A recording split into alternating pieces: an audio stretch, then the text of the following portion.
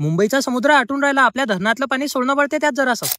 अतुल भाऊले मला लोकेशन पाठवलं, अतुल भाऊ आले, त्याले कपडे दाखवले, काऊन की मला जायचं होतं मुंबईहून घरी आणि माझी गाडी होती 9 वाजता. मग आता 9 वाजे लोक काय टाइमपास करा, अतुल भाऊना चाल येऊ आपण चक्कर मारून. मुंबईमध्ये मला फॉरेनर बी लय दिसले, पण त्याच्यासोबत सेल्फी काढून मी छपरी धंदे केले नाही. आम्ही जरासं मार्केटमध्ये फिरलो, मग दिसला मला समुद्र. म्हटलं का रे बा, हा समुद्र तर आटून राहिला, आपल्या धरणातलं पाणी सोडणं पडते यात जरासं. अतुल भाऊ म्हणत, अरे ते पाणी कमी जास्त होतच राहते. म्हटलं उरे असं आहे का ते. रात्री ताज हॉटेल एकदम बढिया दिसत होती, पण बाकी मी पब्लिक प्लेसवर आलो आणि आपले फॉलोअर भेटले नाही. असं होईन काय, आपले फॉलोअर बी भेटले, पण रस्त्यानं चालता चालता अतुल भाऊले ठोकर लागली. सगळ्यात बेकार गोष्ट म्हणजे हे की मुंबई सारख्या शहरात आम्हाला दूर दूर लोक मेडिकलच दिसलं नाही. रक्त थांबत नव्हतं, मग रुमालाच फाडणं पडला. जेवण करण्यासाठी आमदार निवासच्या कॅन्टीन मध्ये आलो. गाडीला अजून 1 घंटा टाइम होता. म्हटलं तदलोक आपलं जेवण आटपलं पाहिजे. अतुल भाऊनं दिली ऑर्डर आणि आला आमचं जेवण. जेवण करून 360च्या स्पीडनं आम्ही आलो आमदार निवासवर. उचलली बॅग आणि निघलो CSMT कडे. रस्त्यानं जाताना अतुल भाऊनं मला हे लायब्ररी दाखवली. हेच ते लायब्ररी जे आपल्याला पिक्चर मध्ये कोर्ट म्हणून दाखवतात. बॉलिवूडनं आपल्याला लहानपणापासून चिवत्या बनवायचंच काम करेल आहे. पण ते सगळं जाऊ द्या, मुंबईची महानगरपालिका आणि हे CSMT स्टेशन रातच्या अंधारात तर अजूनच चांगलं दिसत होतं. आणि हे जे मार्केट तुम्हाला दिसून राहिलं, हे जमिनीच्या खाली आहे, याच्यावरून रोड आहे. हे सगळं मी पहिल्यांदाच पाहत होतो. स्टेशनवर आल्यावर अतुल भाऊनं लोकलचं तिकीट काढलं, काऊन की तेले जायचं होतं ठाणेले. म्हटलं अरे तिकीट कशाला काढता, चालणं माझ्यासोबत, आपलं A1चं तिकीट आहे. गाडीमध्ये चवडलो, यश भैया आमचीच वाट पाहत होते. यश भैया अतुल भाऊशी बोलत होते, तेवढ्यात त्याची मीटिंग चालू झाली. रेल्वेमध्ये बी मीटिंगा चालतात बा, कठीणच काम आहे. ठाणे स्टेशन आला, अतुल भाऊले उतरायचं होतं. अतुल भाऊ आपला मोठा भाऊ आहे बरं. तेले टाटा करून यश भैया सोबत मी चाललो आता घरी. तर चला मग आजच्यासाठी एवढंच, भेटू पुढच्या व्हिडिओ मध्ये.